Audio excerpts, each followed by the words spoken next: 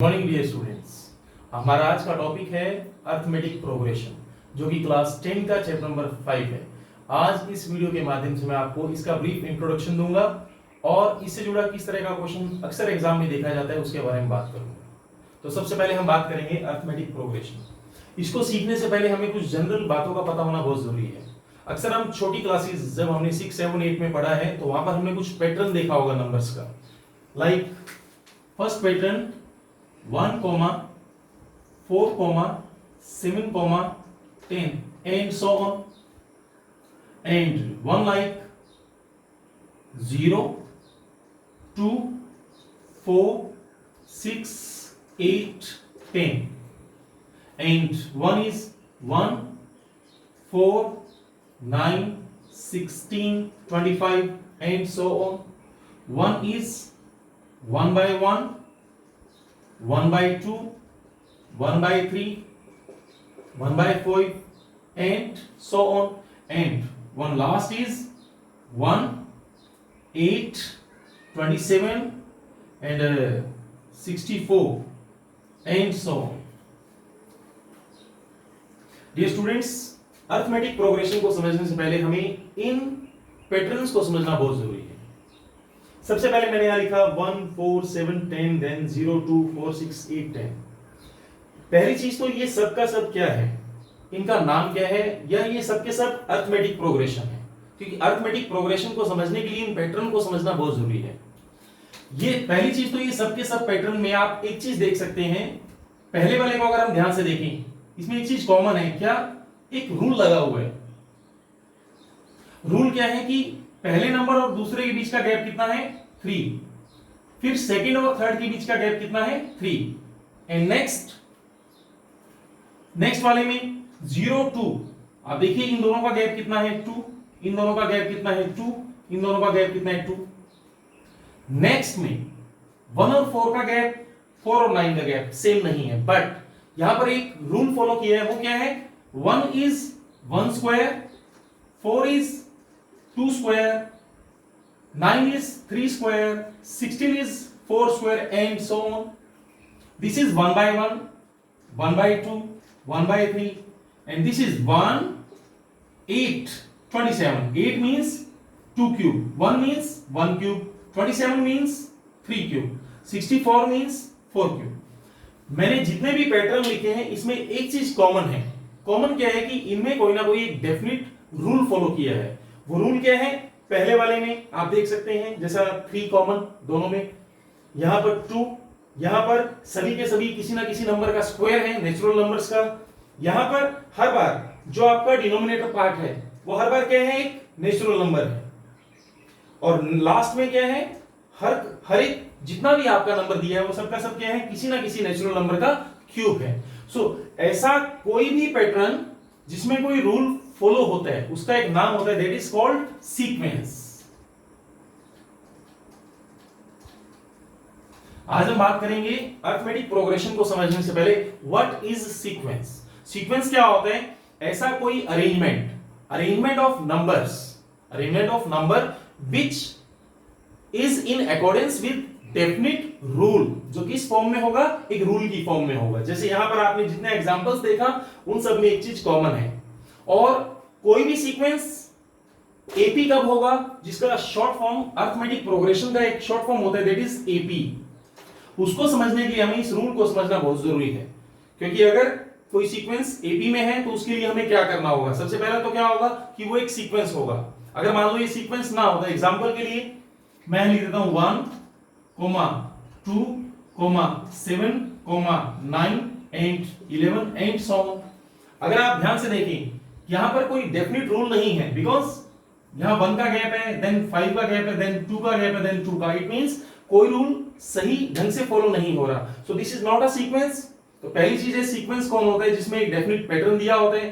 फिर वो sequence arithmetic progression है या नहीं, उसको हम कैसे जानते हैं, उसके लिए एक जनरल एग्जांपल लेते हैं। उस एग्जांपल में क्या है, सबसे पहला काम, हमें कुछ नंबर्स दिए होंगे। मैं लेता हूं, मान लीजिए this is 2, 4, 6, 8, 10 and so on. सबसे पहली चीज स्टार्टिंग जहां से होगा उसका फर्स्ट, उसको हम बोलेंगे फर्स्ट टर्म, फर्स्ट टर्म, और नेक्स्ट नंबर पे जो आएगा that is called second term, and third number पे जो आएगा that is called third term. Dear students, हर बार एक सीक्वेंस दिया होगा, सीक्वेंस में हम अरिथमेटिक प्रोग्रेशन की बात बाद में करेंगे। एक सीक्वेंस दिया होगा, सीक्वेंस में क्या दिया होगा आपको, हर बार कुछ ना कुछ नंबर्स दिए होंगे। पहले नंबर को आपने नाम देना है फर्स्ट टर्म, दूसरे को नाम देना है सेकंड टर्म, तीसरे को नाम देना है third term, and fourth, fifth, sixth and so on. अब हम बात करेंगे क्या ये सीक्वेंस जो आपको दिया है ये अरिथमेटिक प्रोग्रेशन है, जिसको मैंने शॉर्ट फॉर्म में लिखा एपी। उसके लिए आपको एक जनरल रूल फॉलो करना है, वो क्या है, अगर हम पहले दोनों टर्म्स को ध्यान से देखें, इन दोनों में एक चीज आप देख सकते हैं, दोनों का डिफरेंस कितना है, 2।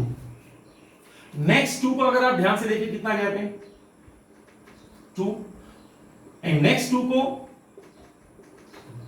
इट मींस अरिथमेटिक प्रोग्रेशन जब भी होगा, इट मींस कोई भी सीक्वेंस अगर अरिथमेटिक प्रोग्रेशन है तो उसका डिफरेंस सेम होगा। डिफरेंस किसका, उसके नंबर्स का। नंबर्स कौन, second minus first, second term minus first term, third minus second, third term minus second term, fourth minus third, fourth term minus third term. इस तरह से अगर गैप सेम आता है तो हम कहेंगे yes this sequence is an AP, this sequence is an AP. एक दो एग्जांपल और, उससे आपको और क्लियर होगा कि और किस तरह का क्वेश्चन हमसे पूछा जाता है।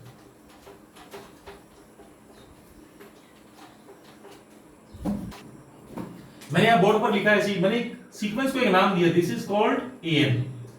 सीक्वेंस को मैंने नाम दिया एन। एन में मैं ऐसे लेता हूं, मैंने कहा n square plus 1, n equals to n square plus 1। अब हम क्या करेंगे, हमें यहां पर इससे एक सीक्वेंस बनाना है, ये एक जनरल टर्म है, उसमें आपने क्या किया, n का वैल्यू 1 पुट किया, 1 स्क्वायर 1 प्लस 1 2, फिर आपने n की जगह 2 पुट किया, n की जगह 2, दिस इज 4 प्लस 1 5, देन आपने n की जगह 3 पुट किया,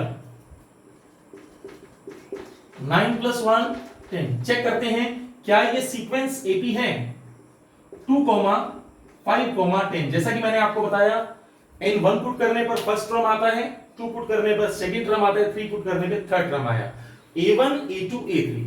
आपने तीनों का आपस में गैप निकाला, 5 माइनस 2 3, 10 माइनस 5 5। अगर गैप सेम ना हो, अगर गैप सेम ना हो तो हम क्या कहेंगे, this sequence is not an AP. इस तरह का क्वेश्चन भी अगर एग्जाम में आता है जिसमें आपको एक जनरल कोई फॉर्मूला दिया होगा, आपको जनरल टर्म दिया होगा, आपको वहां पर n का वैल्यू पुट करना है 1 2 3 एंड वैल्यू पुट करके आपको क्या करना होगा, सीक्वेंस बनाना है, और सीक्वेंस बनाने के बाद आपको चेक करना है क्या ये एपी में है। और जनरल क्वेश्चन किस टाइप का रह सकता है आपका,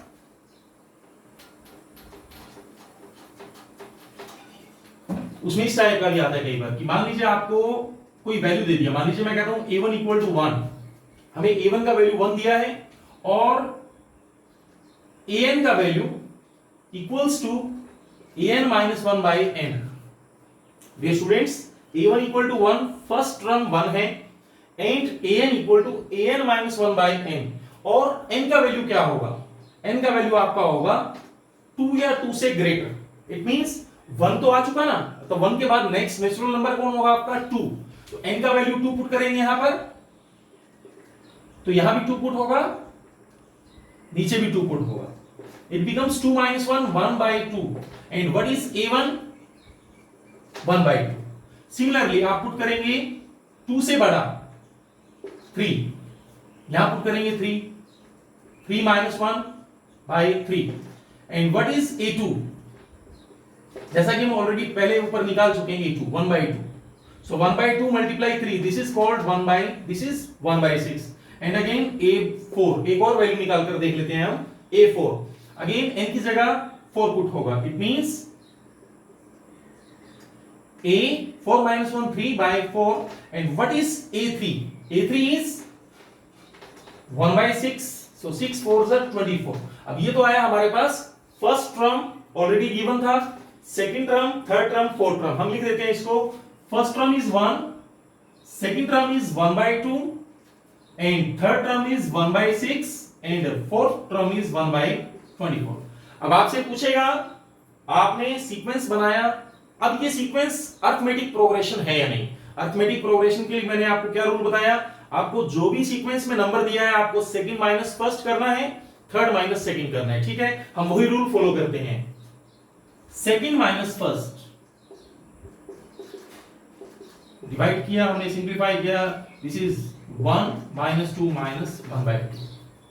again third minus second, again LCM 6 1 3, this is -2/6, this is -1/3। आप देख सकते हैं -1/2 is not equal to -1/3। It means क्या मतलब होता है, इसका मतलब है कि ये दोनों का डिफरेंस सेम नहीं है। अगर सेम नहीं है तो ये सीक्वेंस जो आपने लिखा वो भी अरिथमेटिक प्रोग्रेशन नहीं है।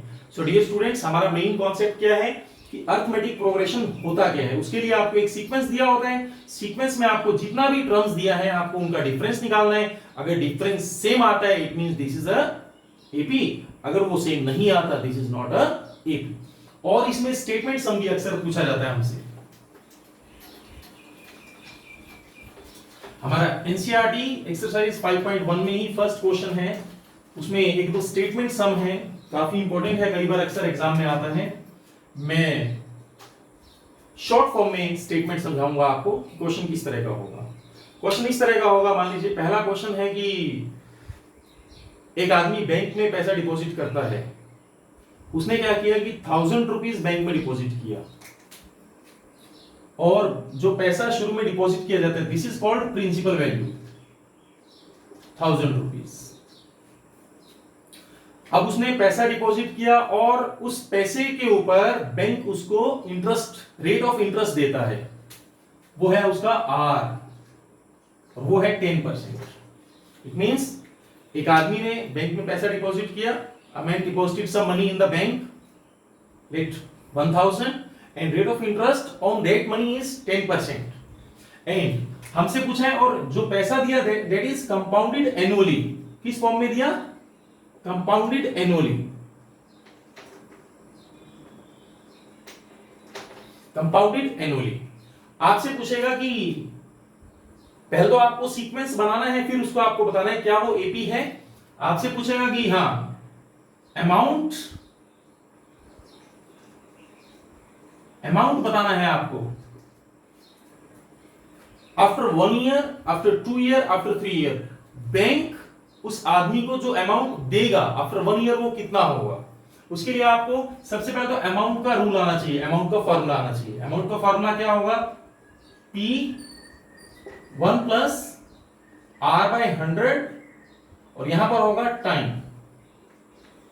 टाइम क्या, मान लीजिए अगर 1 ईयर के बाद की बात करें तो T1 होगा, 2 ईयर के बाद की बात करें T2 होगा। आपको ऐसे इस फॉर्मूले में P का वैल्यू, R का वैल्यू और T का वैल्यू पुट करना है, और आपको ऐसे अमाउंट निकालना है, first year, second year, third year. फिर जो आपका first term, second term, third term आएगा, फिर वहां से आपने उनका डिफरेंस निकालना है। अगर डिफरेंस सेम आता है तो वो क्या होगा, एपी होगा। तो हम बारी बारी से निकालेंगे। सबसे पहले मैं निकालूंगा amount after 1 year, amount after 1 year. Amount after 1 year क्या होगा, P 1000 R 10 time 1। It implies LCM, this is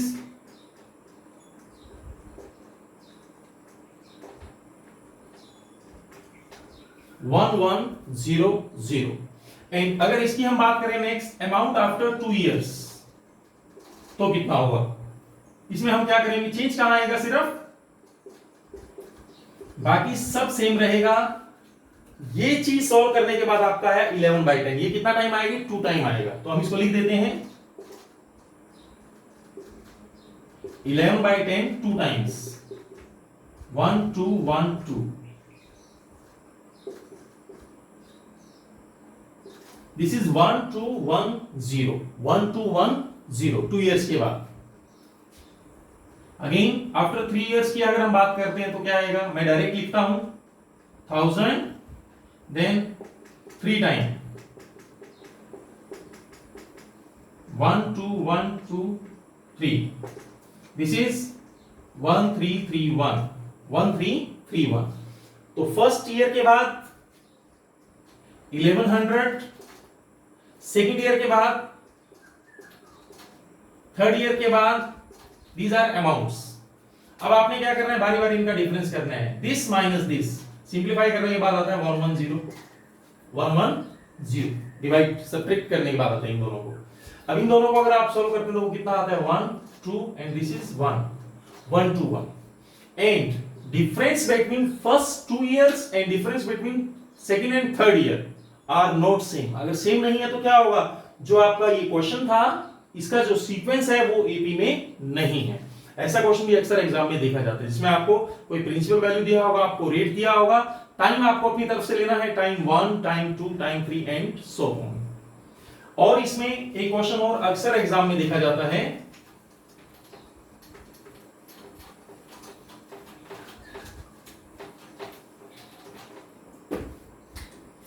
यहां हमारे पास एक सिलेंडर टाइप कोई ऑब्जेक्ट है, उसके अंदर क्या है,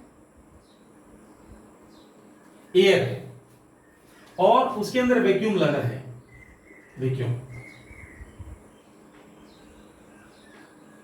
लगा है। जैसे ही वैक्यूम को रिमूव किया जाता है, बाहर निकाला जाता है, तो इस पूरे वॉल्यूम का, इस सिलेंडर में जितना वॉल्यूम है उसका 1/4 वॉल्यूम ऑफ एयर बाहर चला जाता है। इट मींस रिमेनिंग जो है उसमें वो 1/4 उसमें से कम हो जाता है। इट मींस मान लीजिए सिलेंडर है, फर्स्ट टाइम उसमें क्या किया हमने, वैक्यूम लगाया, वैक्यूम लगाने के बाद जैसे ही उसको रिमूव किया तो क्या होगा, सिलेंडर का जितना वॉल्यूम है उसका 1/4 वॉल्यूम कम हो जाता है, तो उसके अंदर सिलेंडर में एयर कम बच जाता है। नेक्स्ट टाइम दोबारा अब जितना एयर बचा है अगेन रिमूव, जब उसमें दोबारा वैक्यूम लगाया फिर उसको रिमूव किया, अगेन उसमें से 1/4 कम होगा, करते करते 1 टाइम 2 टाइम 3 टाइम जितनी बार वैक्यूम उसमें से रिलीज किया उतनी बार उसमें से एयर कम होता है। वहां से आपको एक सीक्वेंस बनाना है और बताना है क्या वो सीक्वेंस एपी में है। सो सबसे पहले हम बात करेंगे इस सिलेंडर में एयर कितना है। मैं मान लेता हूं इस सिलेंडर में एयर कितना है, V, amount of air present in the cylinder, present in the cylinder equal to V, amount या वॉल्यूम, वॉल्यूम भी बोल सकते हैं आप इसको, वॉल्यूम। फर्स्ट टाइम जब आपने इसमें से एयर रिमूव किया, इट मींस इस पूरी वॉल्यूम का 1/4 उसमें जैसे ही आपने वैक्यूम रिलीज किया तो उसमें से 1/4 उसमें से बाहर गई एयर, तो एयर जो बच गया उसमें remaining air in the cylinder, this is 3/4V। ये फर्स्ट टाइम की बात है। Next time again second time,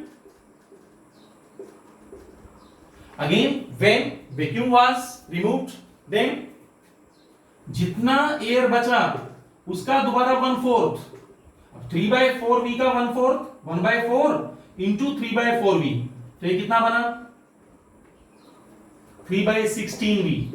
again simplify किया, 16 12V minus 3V, this is 9/16V। तो पहली बार शुरुआत में कितना था वॉल्यूम V, जैसे ही वैक्यूम रिलीज किया तो वॉल्यूम कितना कम हुआ 1/4, तो कितना वॉल्यूम बचा 3/4V। अगेन अब 3/4V में से उसने क्या किया, अगेन वैक्यूम रिलीज किया तो कितना होगा, अगेन 1/4 ऑफ द रिमेनिंग, इस रिमेनिंग का दोबारा 1/4 दोबारा निकला तो वो कितना बचा 9/16। Now third time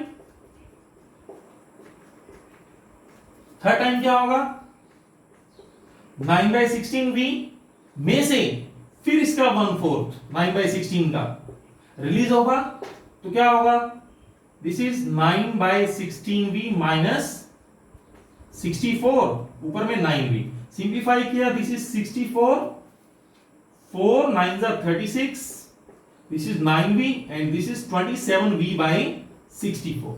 it means अब आपके पास एक सीक्वेंस बन गया जिसमें फर्स्ट टर्म क्या होगा 3/4V, सेकेंड टर्म क्या होगा 9/16v, इन थर्ड टर्म क्या होगा 27v/64। अब जैसे ही इनको आपस में सब्ट्रैक्ट करेंगे एलसीएम लेने के बाद आपको पता लग जाएगा कि क्या इनका डिफरेंस सेम है, और आप देखेंगे कि इनका और इनका डिफरेंस सेम नहीं है, तो हम कहेंगे yes this sequence is not an AP. So this इस तरह का क्वेश्चन भी अक्सर देखने को मिलता है। और एक तो टाइप और है जो हमारा 5.1 में है, उसको समझने के बाद आपका 5.1 exercise NCERT completely solve out हो जाता है।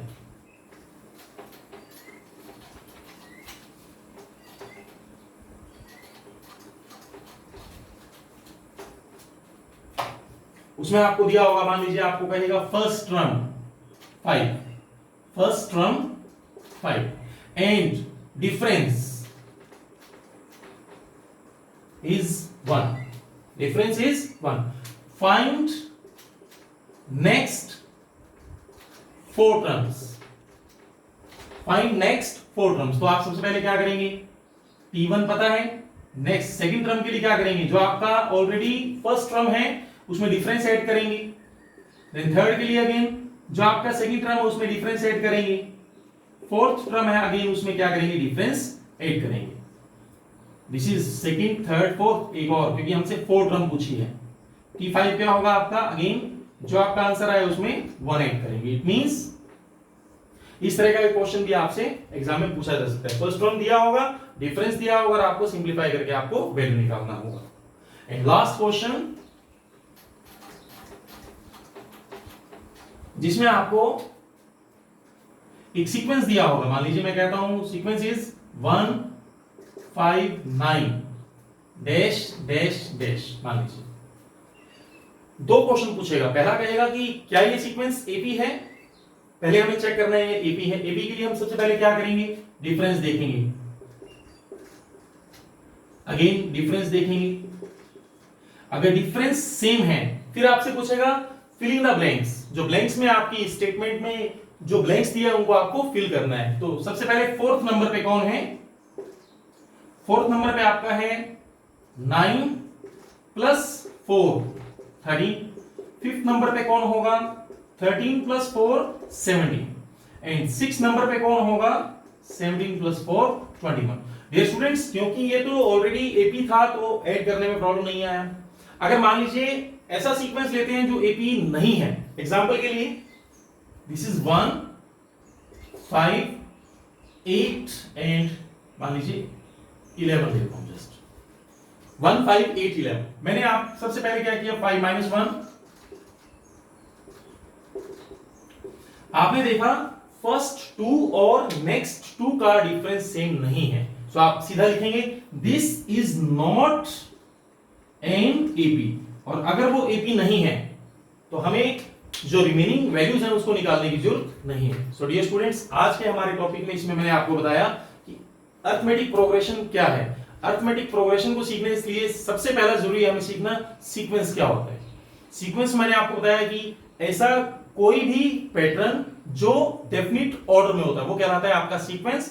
फिर वो सीक्वेंस अरिथमेटिक प्रोग्रेशन कब बनती है, अगर वो जो डिफरेंस है उन सबका, जितना भी आपका first term second term third term है, अगर उन सबका डिफरेंस सेम है सो वो सीक्वेंस आपका कहलाता है AP.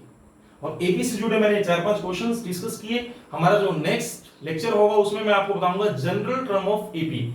General term of AP क्या होता है और उससे जुड़े किस तरह के क्वेश्चंस एग्जाम में पूछे जाते हैं। तो हमारा आज का वीडियो यहीं समाप्त होता है। अगर आपको ये हमारा वीडियो अच्छा लगा तो इसे लाइक शेयर एंड सब्सक्राइब करें।